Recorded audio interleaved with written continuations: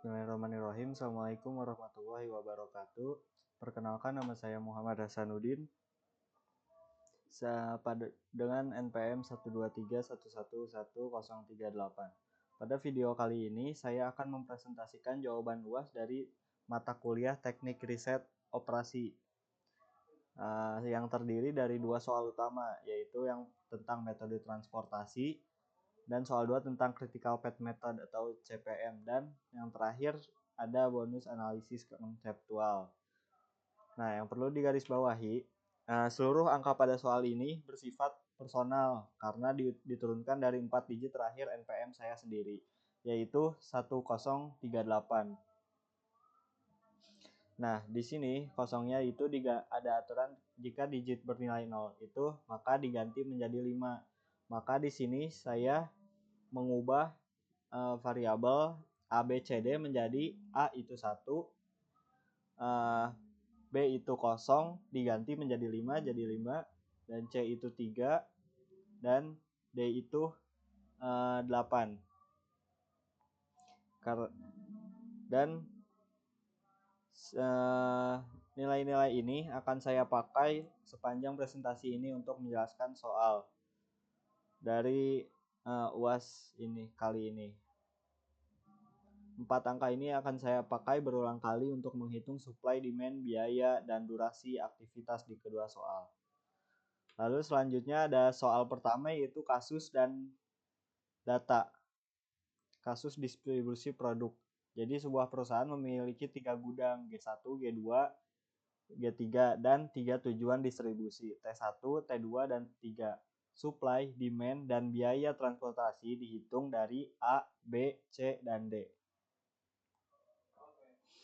Saya mensubstitusikan A, B, C, D ke rumus yang sudah ditentukan soal, sehingga didapat supply G1 sama dengan 85, G2 itu 125, G3 135, dan demand T1 105, T2 119, T3 121.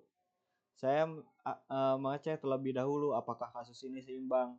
Total supply 345 dan total demand-nya itu 345 juga. Jadi kasus ini balance dan saya tidak perlu menambahkan dummy row atau column. Untuk biaya transportasi per unit, saya substitusikan juga ABCD ke setiap sel. Misalnya G1 itu G1 ke T1 itu 6 plus A seperti yang ada di soal UAS, menjadi 6 plus 1 jadi itu 7, dan seterusnya untuk semua sel di tabel ini. Lalu selanjutnya ada model matematis. Di bagian ini saya merumuskan model matematis dari kasus transportasi tadi. Variabel keputusannya saya definisikan sebagai XIJ, yaitu jumlah unit yang dikirim ke gudang dari gudang I ke tujuan J. Fungsi tujuannya adalah meminimumkan total biaya Z, yang merupakan penjumlahan biaya per unit dikali jumlah unit yang dikirim untuk setiap pasangan gudang ke tujuan. Lalu ada dua kelompok kendala. Kendala supply yang memastikan total pengiriman dari setiap gudang sama dengan kapasitasnya, dan kendala demand yang ini. Kendala demand yang memastikan total yang diterima setiap tujuan sama dengan permintaannya. Karena totalnya seimbang, semua kendala ini berbentuk persamaan, bukan pertidaksamaan. Lalu selanjutnya, jadi totalnya ada 9 variabel keputusan dan 6 kendala kesetaraan. Jadi balance. Selanjutnya ada solusi awal, yaitu NWC dan versus least cost method. Jadi NWC itu Northwest Corner Method, di mana NWC ini mengisi dari pojok kiri atas sampai tanpa melihat biayanya sampai ke ujung bawah kanan. Sedangkan LCM itu sesuai namanya least cost method, yaitu mengambil sel termurah terlebih dahulu. Nah, jadi Northwest Corner Method itu mulai mengisi dari pojok kiri atas, lalu geser ke kanan atau ke bawah mengikuti sisa supply dan demand, tanpa mempertimbangkan biaya sama sekali. Hasilnya itu didapat Rp 2476.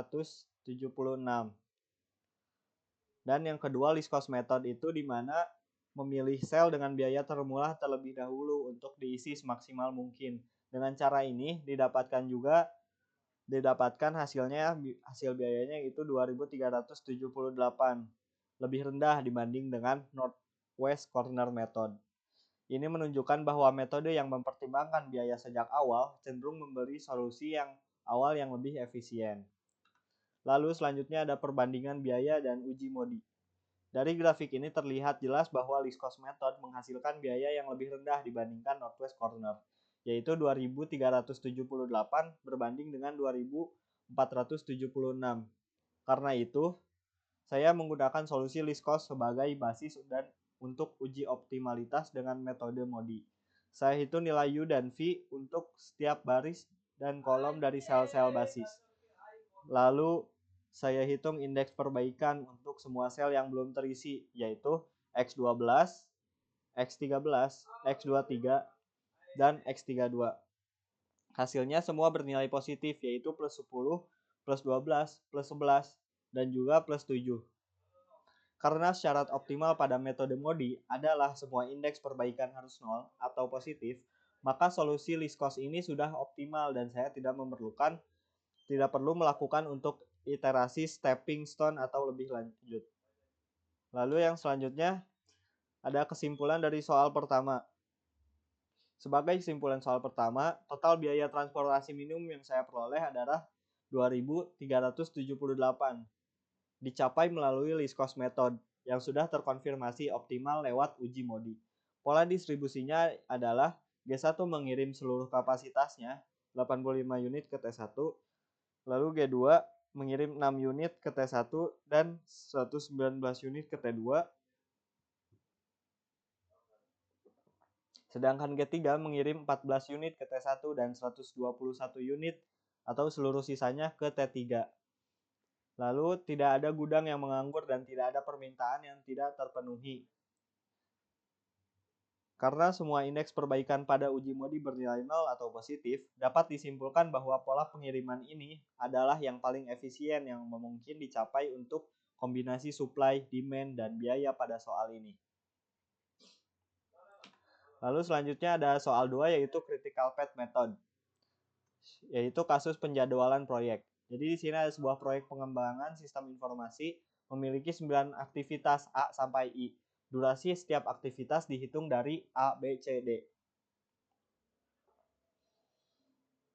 Yang dimana A, B, C, D ini sudah saya tentukan dari awal parameternya. Misalkan aktivitas A tidak punya pendahulu dan durasinya 4 ditambah A, yaitu 4 ditambah 1 sama dengan 5 hari. Sedangkan aktivitas D mensyaratkan aktivitas A selesai terlebih dahulu dengan durasi 6 ditambah D, yaitu 6 ditambah 8 sama dengan 14 hari. Saya hitung satu persatu seperti ini untuk seluruh 9 aktivitas ini.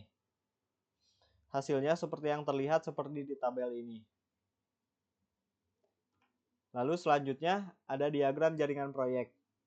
Ini adalah diagram jaringan atau network diagram dari proyek tersebut yang ada di studi kasus dalam bentuk activity on node atau on. Aktivitas A dan B di sebelah kiri tidak punya pendahulu. Sehingga jadi titik awalnya. A bercabang ke C dan D, sedangkan B bercabang ke E dan F. C dan D menyatu di G, lalu E dan F menyatu di H. Dan akhirnya G dan H menyatu. Akhirnya G dan H menyatu di I sebagai aktivitas terakhir. Kotak yang saya warnai oranye adalah aktivitas yang berada pada jalur kritis atau critical path, yaitu B, F, H, dan I. Saya akan jelaskan kenapa di slide berikutnya. Total durasi proyek ini yang sudah saya hitung adalah 37 hari. Mengikuti jalur kritis B menuju F, menuju H, menuju H, dan I.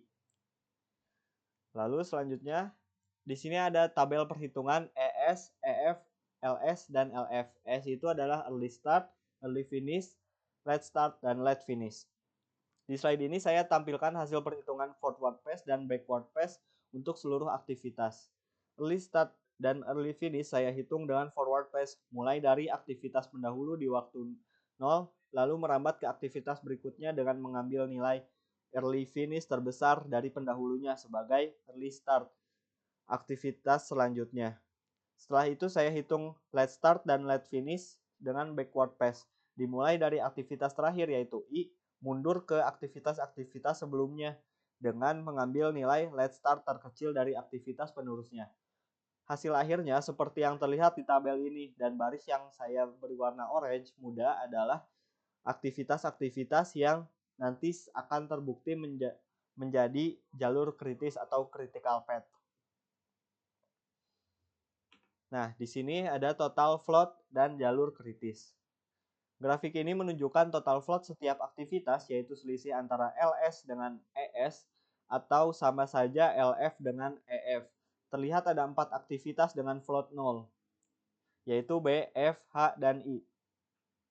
Yang berarti keempat aktivitas ini tidak punya ruang toleransi keterlambatan sama sekali. Aktivitas dengan float 0 inilah yang membentuk jalur kritis, yaitu B menuju F, menuju H, dan menuju I. Saya memverifikasi dengan menjumlahkan durasi sepanjang jalur ini. 8 ditambah 10 ditambah 12 ditambah 7. Hasilnya 37 hari, sama persis dengan early finish terakhir di aktivitas I. Ini mengonfirmasi bahwa jalur kritis yang saya temukan sudah benar. Lalu ada dampak keterlambatan 3 hari. Pertanyaan terakhir soal 2 adalah apa dampaknya jika salah satu aktivitas kritis terlambat 3 hari?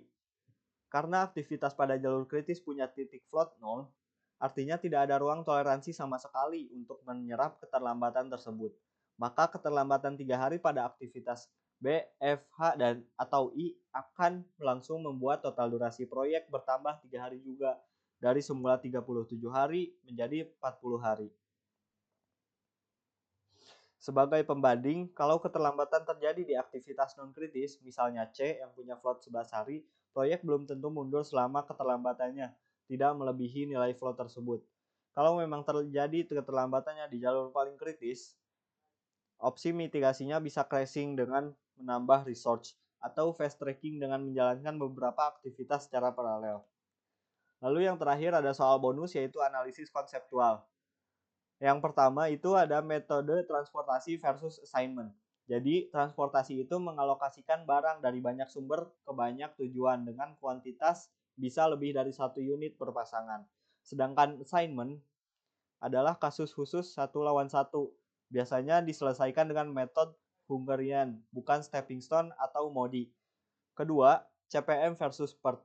CPM memakai estimasi durasi yang pasti atau deterministik. Cocok untuk proyek dengan data historis yang jelas seperti konstruksi rutin, sedangkan PERT memakai estimasi probabilistik berupa optimis, pesimis, dan paling mungkin. Cocok untuk proyek dengan ketidakpastian tinggi seperti riset. Ketiga, jalur kritis versus non-kritis. Jalur kritis punya total float 0, sehingga keterlambatan langsung berdampak ke durasi proyek secara keseluruhan. Sedangkan jalur non-kritis punya float positif yang memberi toleransi pada keterlambatan tertentu.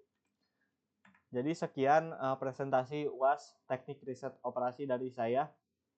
Jika ada kekurangan mohon dimaafkan. Wassalamualaikum warahmatullahi wabarakatuh.